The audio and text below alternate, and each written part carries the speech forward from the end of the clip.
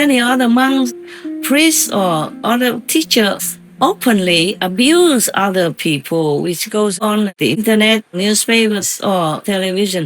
So they grab onto somebody who apparently looks the opposite, looks holy, looks wholesome, looks like caring for nothing. So they grab onto this being, even demons that fake into holy persons. They still need them. They kind of grab onto them like a person who was drowning in the river, grab onto a piece of wood, thinking it's better than all around them is all drowning water and garbage. That's what it is. People are so poor, poor people. I don't mean about money or financial status. I mean their hearts. They are so vulnerable.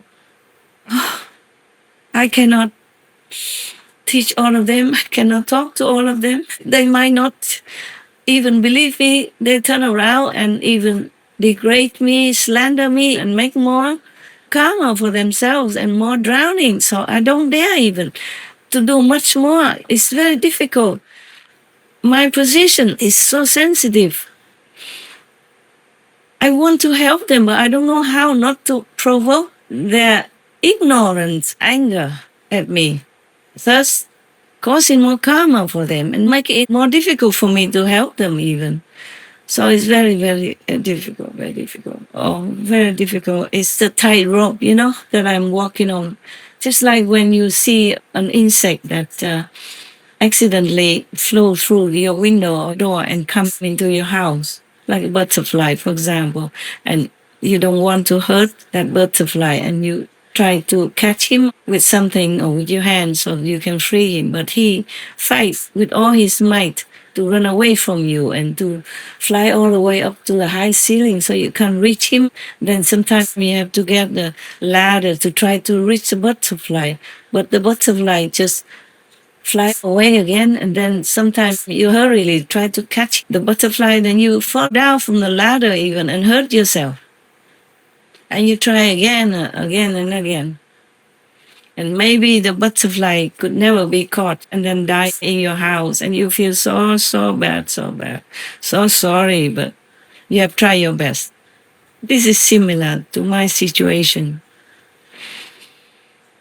Well, at least I can tell you, my so-called disciples, so you understand my situation, so that you don't blame me for if Master is compassionate. Why don't rescue more people? Why don't tell them this, that, and others? We already told for many decades, and now we have Supreme Master Television. I said more than I should have said already about many things, including false master, good monks, bad monks, and all that. But what more can I do? Even tell them just to put down that piece of dead, bloody flesh from a living being and just eat some vegetables and protein from vegetables. Nowadays is even so much easier than some 30, 40 years ago. When I went on holiday with my former husband, I could hardly eat anything anywhere. Sometimes I eat just toast and jam. That's it. Because there's nothing else I could find. They did not even understand when I say vegetarian, not to talk about vegan, huh? So now, you try with all your might, okay? Whomever you know, if you think she is having a sensitive enough heart, maybe you can open some conversation and tell them to be vegan. Gently and very, very diplomatically, so they don't get mad at you. They don't become your enemy.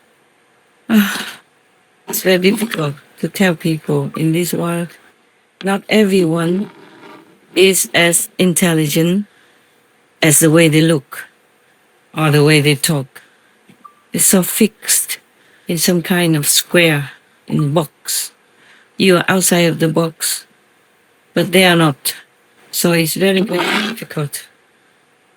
Oh, God bless. Okay, some extra things I want to tell about the monks and the different kinds of things they do to distract people from the way home. Now, just like in older days, like in China, for example, there were many fighting wars between different state countries. And sometimes the enemies would want to win, but it was very difficult. So they had to think of many ways to kill. So sometimes they resorted to making one of their persons, one of their trusted fighters of their country, make that person infiltrate into the enemy's system without being suspected, but openly even, and become used and trusted by the enemy, not sneakily or hiding somewhere like a spy. This is an open spy, accepted by the enemy as well, and trusted. So they will beat up that person, black and blue, bleeding everywhere. That person was known to be a high official, for example, of this country in the war. But they beat him up and throw him out. They beat him up like almost dead. And then that person would sneak into the opposition, the enemy's camp, and pretend to cry hell like there. Like, look at how they treat me. I did all my best and they still find fault with me. They say, I'm this, I'm that, just because I talk good about your country, about your system, and that you have no reason to war, that we should surrender or make peace, whatever they say. Whatever that person says, so that the enemy would listen, would like it, and trust him, because he was beaten all black and blue and bleeding everywhere already. So it's not possible not to trust that person. The negative power in this time of Dharma ending age would use similar type of things also. It's more rare. It's more rare than the open abuser, but still has happened, and you could never tell. And woe to you if you know it, if you have psychic power, if you have clairvoyance and see that person is not real. Then everybody else will come and beat you up physically or on the web, verbally, or threaten you, or go to your house if they know your house and make your life a living hell. Some clairvoyant people can see some bad monks, though on outside the monks look morally fit and all that. And they tell people don't eat animal people meat, but they themselves go and eat anything. Not under surveillance, of course. And the clairvoyant people can see that some monks don't have a good aura. They have the dark aura of the nether world, of ghosts and demons. But if they tell that to the, fanatically worshipping followers, then this clairvoyant person cannot live well. Better move somewhere else, or beg for forgiveness, or they'll be beaten up like a bag of cotton. Yeah, it happens nowadays in different places. It's terrible. It's terrible. So just take care of yourself. Praise God who will take care of you. Praise the Buddhas who protect you. That's all you can do. If you don't have any other way to protect yourself, try to really keep your eyes open. Always be in your heart with the Buddha, with God, with any masters. Look for a living master. It doesn't have to be me. At least some master who has a good lineage, and can rely on those